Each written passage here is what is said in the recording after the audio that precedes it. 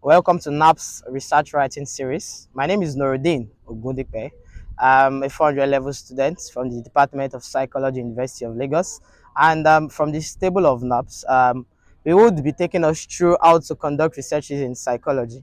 As we know that psychology is the scientific study of human behavior and mental processes and how it is affected by the organism's physical state, mental state, and the external environment. So that means that in psychology there are several concepts that has been added, like starting from where psychology was originated from. It's originated from two Greek words, psych and logos. Psych meant soul or mind, while logos meant study. So a layman would define it as the study of the mind, right? But since then, there has been a lot of changes that made us now we can now define psychology as the scientific study of human behavior and mental processes and how it can be affected by the organism's physical state, mental state, and the external environment. The what makes this very possible is research, and research is a very essential concept in any field you find yourself, and research is very important in helping discover new concepts in that particular field that or talk about the concepts that have actually been spoken about, but now you are building more, they are complementing more on what they have said.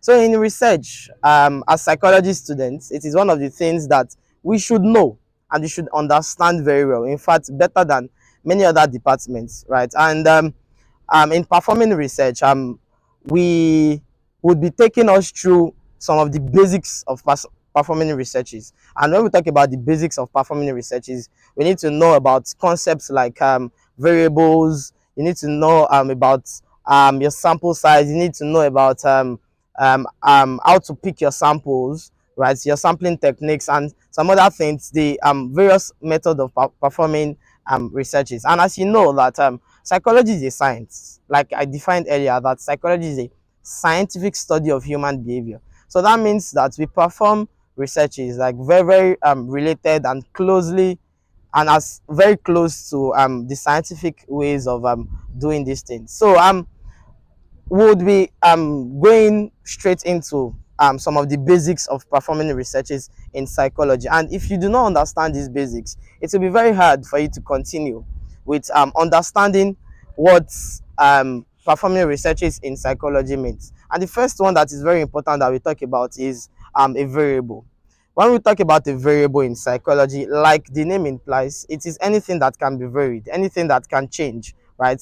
Any anything that can be changed. So and for example, whenever we are conducting a research in psychology, you must have at least a variable. So the smallest unit of every research is a variable. The same way the smallest unit of the body is your cell, is the same way that the smallest unit of every research is a variable. So that means whenever you're conducting a research, you must have different variables. Like, and in research making, you either like manipulate one variable or on the other, or you are actually studying the variable in itself. So, and we have different types of variables that are very relevant to our field of study. And the first one is the independent variable. An independent variable in psychology, we define it as a variable that is being manipulated, in any study to check its effect on the dependent variable. What do I mean?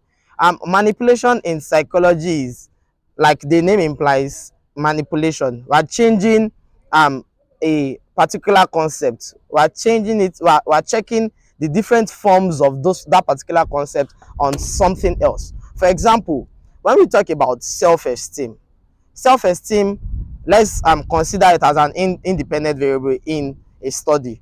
So for us to manipulate self-esteem, we understand that some people have low self-esteem, high self-esteem, right? So in fact, there is a very low self-esteem and there is very high self-esteem. In that situation, we can see that I'm able to manipulate self-esteem into different four different forms, right? The very low self-esteem, low self-esteem, high self-esteem, and very high self-esteem. So in psychology, any variable that is being manipulated in any study to check its effect on a dependent variable is called the independent variable. Yeah, I hope we're together. So moving on, we also have the dependent variable. The dependent variable is the variable that is being studied in a research. The dependent variable, once again, is a variable that is being studied in a research. And when we talk about a variable that is being studied, we can also say that it is a variable that is being measured in a research.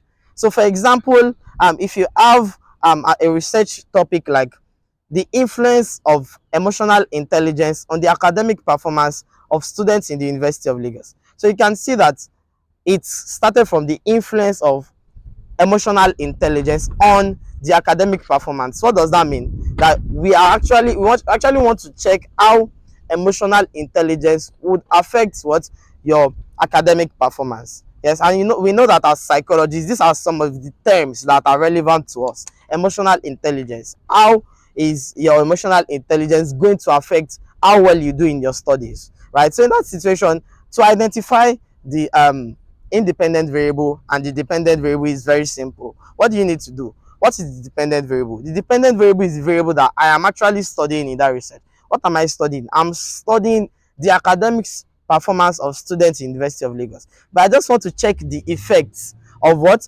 Of emotional intelligence on my academic performance. So that means that in that particular research, the emotional intelligence is the independent variable because it is the one that I'm actually manipulating in that study to check its effect on the dependent variable, which is what? The academic performance.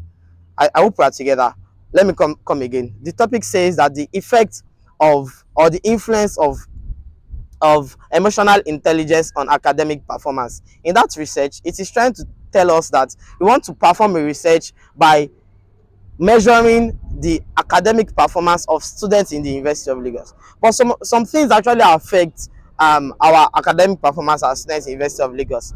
And one of them is what is the emotional intelligence. So emotional intelligence is what we are going to manipulate in that study to check its effect on the what? On the dependent variable, which is what? Our academic performance. So now, same as every other research topic that you see out there, to identify your independent variable and dependent variable is just you identifying which variable we are actually studying in that research. If you identify the variable that we are actually studying or we are actually measuring in that research, then that is the dependent variable. But the variables that we manipulate in that research to check the effect on what? On the other variable is called the independent variable. And most times, as psychologists, right, in your final year project, you're going to be asked to get at least two independent variable and maybe one dependent variable, right? For you to understand how to actually coin a concept or a topic for your final year project, then you must be able to understand, right, the difference between an independent variable and the dependent variable so that you actually know what you are aiming at. For example, there's a concept in psychology known as the self-efficacy. So self-efficacy is your belief, the belief that you have in yourself. That's what academic self-efficacy, to be precise. Academic self-efficacy is the belief that you have in yourself that whenever you read for your exams or whenever you prepare for your academics, you actually do very well, right? So that's self-efficacy. But in psychology, we understand that some people have different self-efficacies, like levels. So some have very low self-efficacy, right? Some have very high self-efficacy, right? And that self-efficacy generally, according to some past researches, has been shown to affect our academic performance. It has been shown to affect our academic performance. So for example, if you are now checking the effects of your self-efficacy on your academic performance, so that means in that situation, what are you manipulating? You are manipulating the self-efficacy. How are you manipulating it? You have different forms of self-efficacy, right? You have the high self-efficacy, you have the low self-efficacy. So we want to know how these different forms of self-efficacy would affect the academic performance of the student at the end of the day. So that is the difference of what independent variable and dependent variables. So I want to give you three examples of research topics. So you can identify the independent variable and the dependent variable, and you can just type them in the comment section. So the first topic says that the role of emotional responsiveness and social support on morality and empathy of orphans in Lagos State. You know that you might feel that, oh, this person is giving us he taught us the simple ones and is giving us hard topics. Yes, so try to explore which one is the independent variable and which one is dependent variable. The topic once again goes the role of emotional responsiveness and social support on the morality and empathy of orphanages in Lagos State. So if you are able to identify your independent variables and your dependent variables in that study, then I believe that what you're good to go with conducting research. Then another one that you need to know and that is very relevant for us as students in psychology is the extraneous variable. And extraneous variable, let me put it in a context before I define it. Imagine we're talking about the influence of self-efficacy and self-esteem on academics performance of students in University of Lagos. Do you know that there are some other variables that can actually affect your academic performance that are different from self-esteem and your self-efficacy? Yes, those things that can also affect what your academic performance in that situation are what we call your extraneous variables. So an extraneous variable are variables that can actually affect your dependent variable, but the researcher is not actually considering it in that research.